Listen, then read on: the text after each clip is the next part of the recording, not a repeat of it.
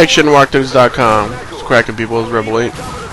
And this is Modern Warfare 2, Beginner's Guide to Veteran. Alright, so now we're in Exodus in Act 2.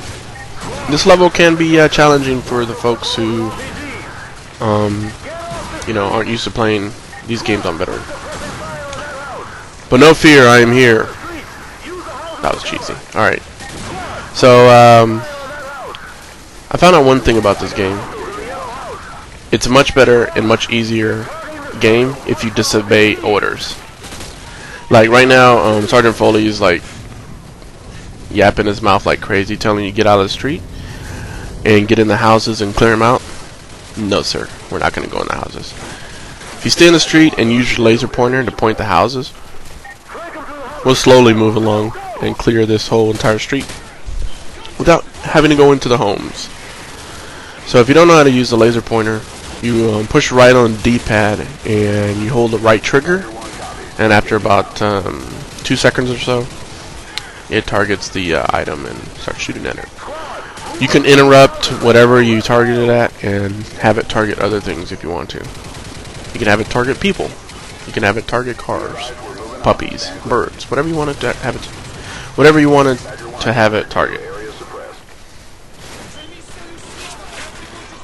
Oh, so we're gonna want to hold on to the flashbangs. You have 4 of them right now. You need at least probably about 2 or 3. Near the end of this level, there's this point where there's these infinite spawning enemies, and of course they could be a certain number of them, but I've sat there and fought them all. I'm talking about the guard station at the end of the street. And I fought them, and yeah, I couldn't narrow down to a few enemies left or no enemies left. So to me, that's infinite respawning enemies. So basically, it's one of those scenarios where once you get to a certain point, they stop spawning, and then your guys move up and take out fools. That's what we're going to need the flashbangs for. We're going to need them to, flash some enemies and run up to a point. Simply put, right? And really, in this whole section, there's only one kind of area that's kind of, I want to say challenging. It's just, if you're really good at first-person shooter, you're not going to have a problem with it. But if you're not, you're being shot from both sides, the left and right. And you basically will target one side, and what we're going to do is, instead of fighting off the enemies on the other side, we're just going to make a run for it. To move the game along or progress the game.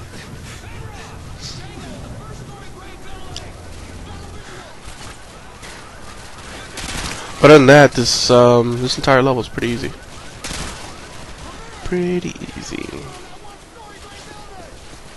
Now, if you are playing this game on Veteran for the first time, but not only this game on Veteran for the first time, but the Call of Duty series, at least the last couple games, and this is your first time playing on Veteran, enjoy it while you can, especially if you beat it. Pat yourself on the back, because Call of Duty 4 and World at War on Veteran are no joke compared to this game.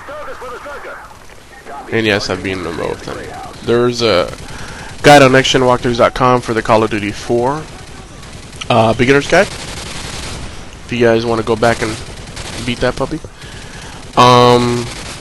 There's not one for World at War, and I highly doubt that I'll make one. And yes, I do know a bunch of tips and tricks how to beat certain levels in that game, especially the really, really, really hard ones. But that game is so exhausting and wears you down playing on Veteran. It's no, sir, I'm not going to do that. I'll pass. Alright, so as you can see, basically the strategy, what I'm doing is targeting the houses and then moving up one house at a time. And so once, this is the point I was talking about, where you gotta kind of target one side, and then you're going to be attacked on this side, on that house over there, to the corner of the house. And instead of fighting, I decided just to run and see if we could just clear the checkpoint, you know, clear and get to the next checkpoint. And it worked, so this will probably work for you. So make sure it's, I had to target this building, and I focused on shooting a couple guys that are out of here. Because that building to the right of us has like at least 6-7 guys that come out of it. You can see them to our right. But basically I make a sprint for this car. Get down and then I think I had to edit out death there, but usually we'll get a checkpoint.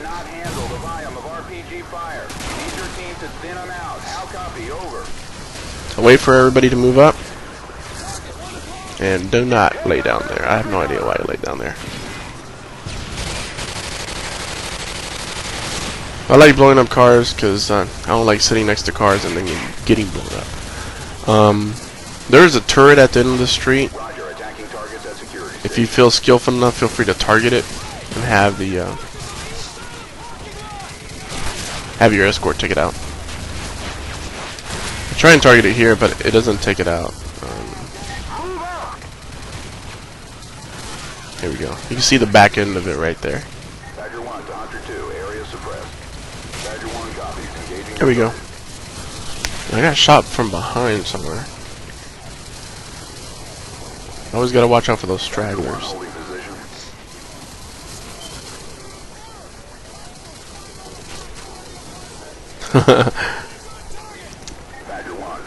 I did the one of my things in this game is that sometimes I've just like that. That's exactly what I was talking about. Sometimes I feel like enemies will only show up or come out of cover when you're reloading. So I do fake reloads, and sometimes they come out. As you see, that last guy came out. Pro tip right there for you guys.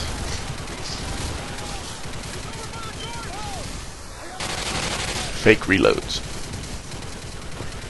Kind of like in Search and Destroy. Here's another pro tip. If you play Search and Destroy a lot, if you guys, you know, some of you guys out there do, then this is old news. But if you don't, when you're playing Search and Destroy, and let's say it's just you and another person, or you and a couple people, whatever.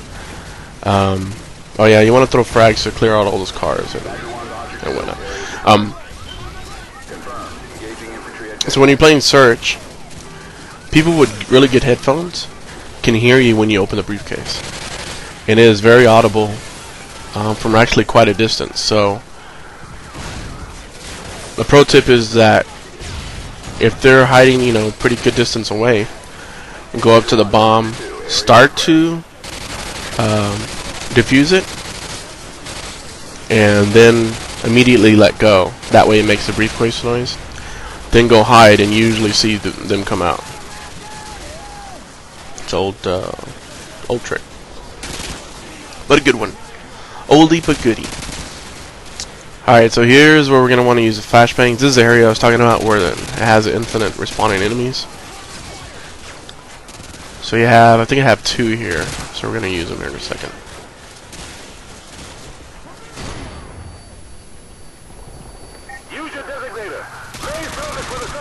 And this is the point I was talking about. Just lay down here and wait for you guys to move up.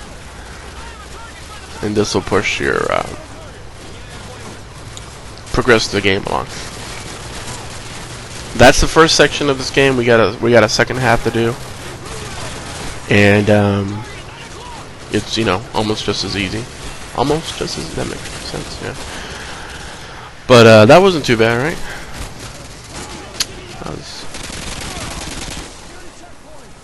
Really, the hard part, in my opinion, is if you actually obey orders and go into those houses. It can be a nightmare going in there, especially with all the dudes with the shotguns. But that's it. Should get a checkpoint soon, and we'll see you guys in the next video. Peace.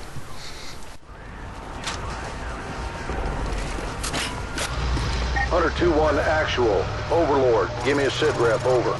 We just passed the enemy blockaded checkpoint limit.